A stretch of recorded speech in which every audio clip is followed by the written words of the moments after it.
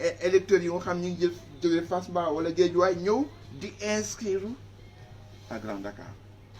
wax naa que devant l'Assemblée nationale le maire de Grand Dakar taxaw ni moom lii seen mi di wax amul ñu jàpp leen la main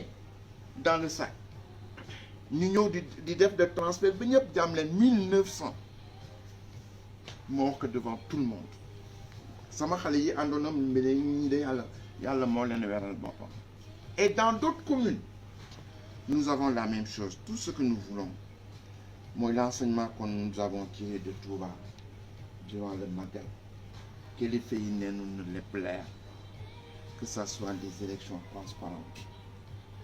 li gën yomb mooy lan mais ñu inscrire su bés vote bi ñëwee ñun laajuñu leneen ki nga bëgg voter nga voter ko mais jaxase carte yi il n'y a pas la règle du jeu et je l'ai dit en Macky en 2016 bi ñu dajee premier dialogue national bi ma ne que monsieur le président nous avons deux priorités qui surdéterminent toutes les autres priorités ma ne que bu jëkk bi mooy la gestion de nos ressources naturelles mais ki si am important bi lay tay lépp mooy le processus électoral gis nga loolu su amul mun nu régler dara et jusqu'à présent je lui ai dit ça en 2016 jusqu'à présent nous en sommes à la phase infantile de notre démocratie le choix de la règle du jeu et je le dis et je l'assume au Sénégal kenn rek mooy décider règle du jeu.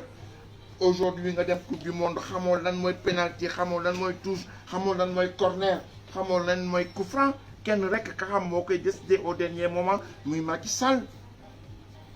loolu mënul continuer il faut que mu arrêter waaw comme ni ko mag ñi waxee bu ñu demee si dëkk bu sell ba suñu dëkku maam Sëñ Touba lan fa jëlee si leçon bi ma déggee commentaire yi mooy daal na yëpp jaar si yoon na yëpp leer. ñun nag daanu def lu nekk pour lépp jaar ci yoon pour nekk clair. Khalifa,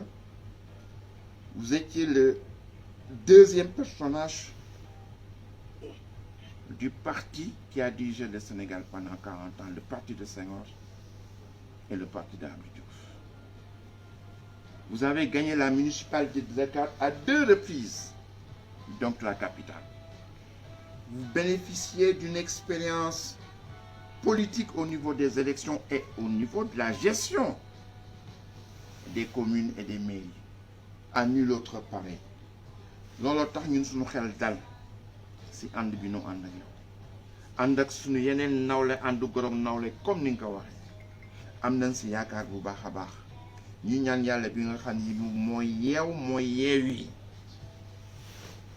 mu jox nu kàttan ba lii di suñu mébét si Sénégal ñu yeewi leen ñu mën ñu développer suñu pays